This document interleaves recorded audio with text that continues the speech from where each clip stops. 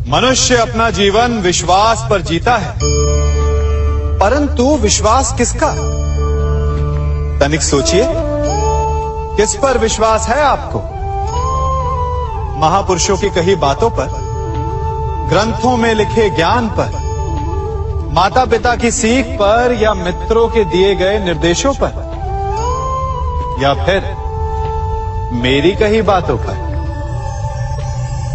ये सब विश्वास अपूर्ण है जब तक आपको स्वयं पर विश्वास ना हो। यदि विश्वास करना है तो पहले अविश्वास करने के विज्ञान को भी सीखना चाहिए।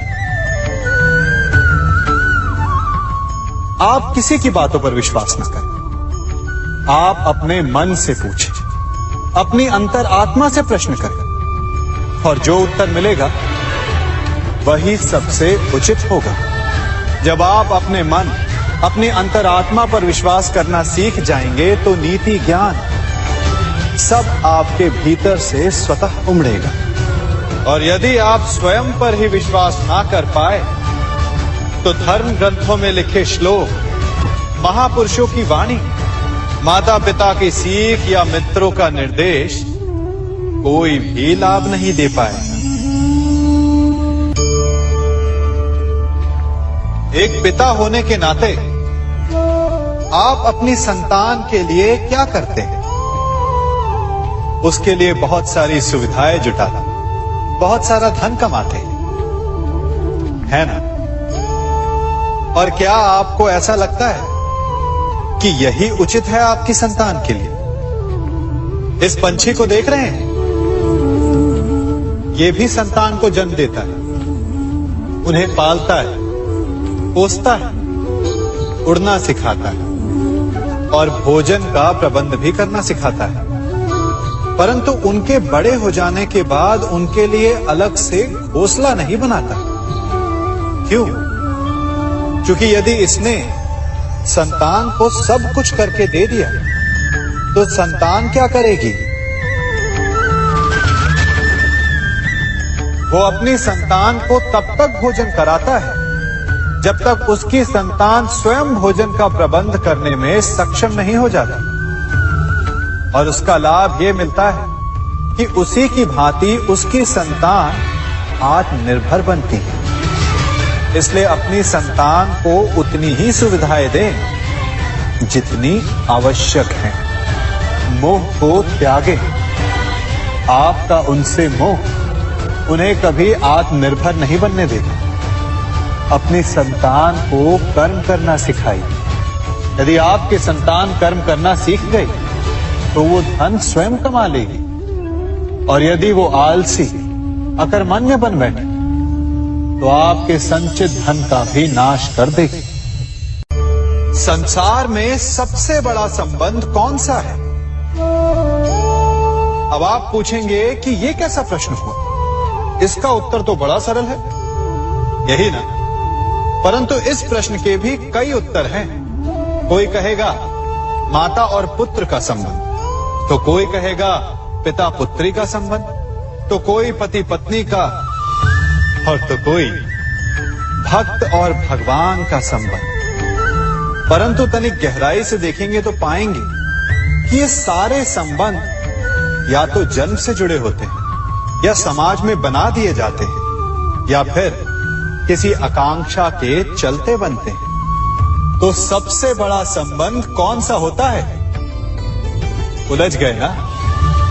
सबसे बड़ा संबंध होता है मित्रता का, क्योंकि मित्र हम स्वयं चुनते हैं, जिसमें ना कोई आकांक्षा होती है, ना ही कोई स्वार्थ छिपा होता है। यदि कुछ होता है तो केवल साथ का आनंद। अपने बीते दिनों को स्मरण कीजिए। जब आप घर से बाहर निकलते होंगे तो सबसे पहले किसका स्मरण होता था? मित्र का।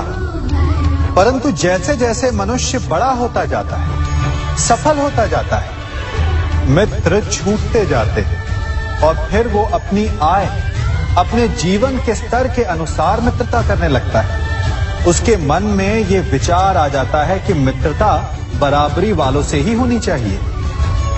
यही सोच अनुचित है, क्योंकि मित्रता बराबर वालों से नहीं होती।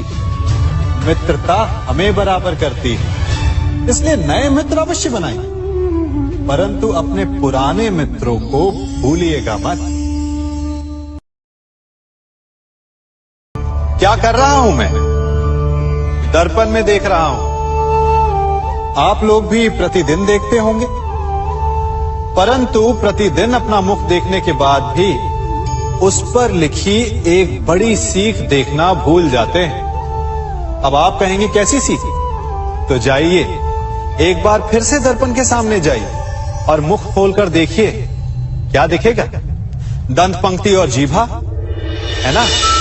अब विचार कीजिए, दंत जन्म के पश्चात आते, एक नहीं 2 बार आते, परंतु मृत्यु से पूर्व नष्ट हो जाते हैं। और जीभा जन्म पहले से होती है, परंतु मनुष्य के मृत्यु के पश्चात भी उसके अस्तित्व में रहती है ना आश्चर्य की बात? दंत कठोर होते हैं, जीभा कोमल, परंतु फिर भी दंत नष्ट हो जाते हैं, जीभा नहीं होती। यही रहस्य है कि हठी और कठोर लोग शीघ्र नष्ट होते हैं और कोमल लचीले आवश्यकता के अनुसार स्वयं में परिवर्तन ला सकने में सक्षम लोगों का ही अस्तित्व रहता है। अर्थात परिस्थितियों के अनुसार स्वयं को लचीला बनाना सीखिए और आपका जीवन सरल हो जाएगा। संबंध एक सहारा होता है जीवन का, और संबंधी वो होते हैं जिनसे आवश्यकता पड़ने पर सहायता मांगी जा सके, जिन पर विश्वास किया जा सके कि बुरे समय में वो हमारे काम आएंगे। कभी ऐसा भी हुआ होगा कि आपके पास कोई सहायता मांगने आया, या ऐसा भी हो सकता है कि आप किसी के पास सहायता मांगने गए हों, परंतु प्रश्न ये उठता है कि क्या केवल किसी के मंतव्य में उसकी सहायता इसीलिए कर देनी चाहिए क्योंकि वो आपका संबंधी है?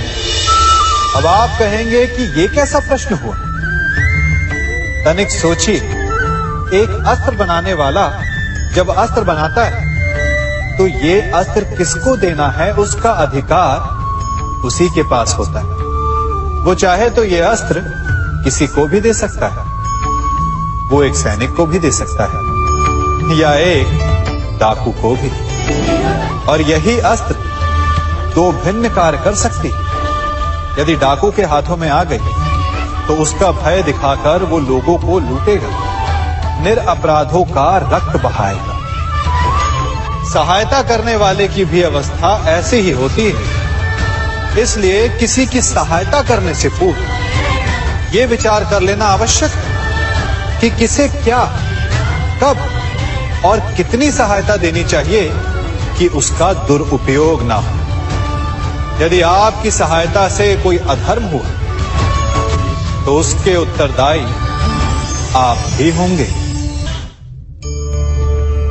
जीवन में कई बार ऐसे अवसर आते हैं कि आप लोगों से मिलने जाते हैं और उनसे कुछ आकांक्षाएं भी रखते हैं, और कई बार जीवन में ऐसे अवसर भी आते हैं कि लोग आपसे मिलने आते हैं। इसलिए अतिथियों का सम्मान करने से पूर्व सदा कुछ बातों को स्मरण रखना आवश्यक होता है। यदि कोई आपके पास मिलने आता है तो उसके 3 कारण हो सकते हैं। पहला कारण होता है भाव, दूसरा अभाव और तीसरा प्रभाव।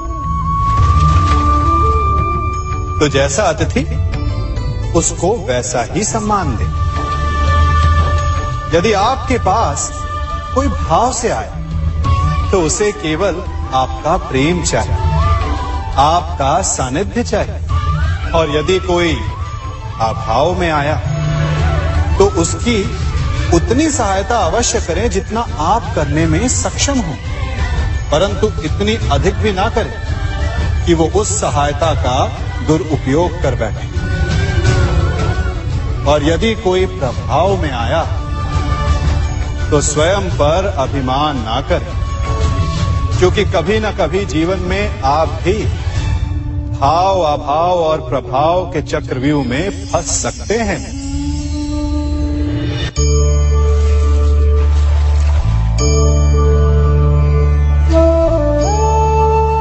यदि जल को मुट्ठी में कसकर बांधें, तो जल कैसे अपना मार्ग बनाकर निकल जाता है?